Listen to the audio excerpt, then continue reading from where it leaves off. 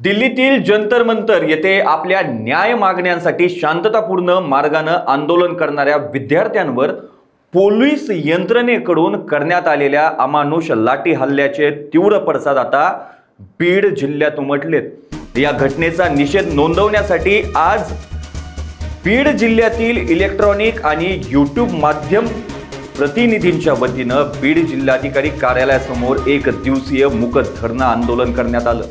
आंदोलनानंतर माध्यम प्रतिनिधींनी जिल्हाधिकारी यांना मागण्यांचं निवेदन सादर करून या गंभीर घटनेकडे राज्य व केंद्र शासनाचे लक्ष वेधले। माध्यम प्रतिनिधींनी निवेदनात म्हटलंय की लोकशाही व्यवस्थेमध्ये प्रत्येक नागरिकाला शांततापूर्ण मार्गाने आंदोलन करण्याचा आणि आपली भूमिका मांडण्याचा घटनात्मक अधिकार आहे।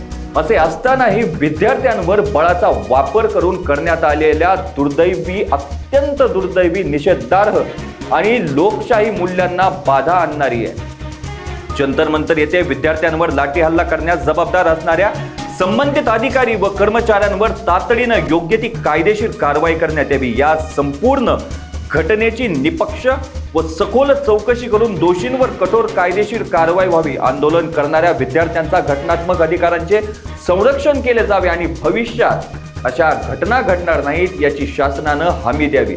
विद्यार्थ्यांच्या न्याय मागण्यांवर सकारात्मक विचार करून संवादाच्या माध्यमातून प्रश्न सोडविण्यात यावेत। या संपूर्ण लाठी हल्ल्याची प्रकरणाची SIT मार्फत चौकशी करण्यात यावी।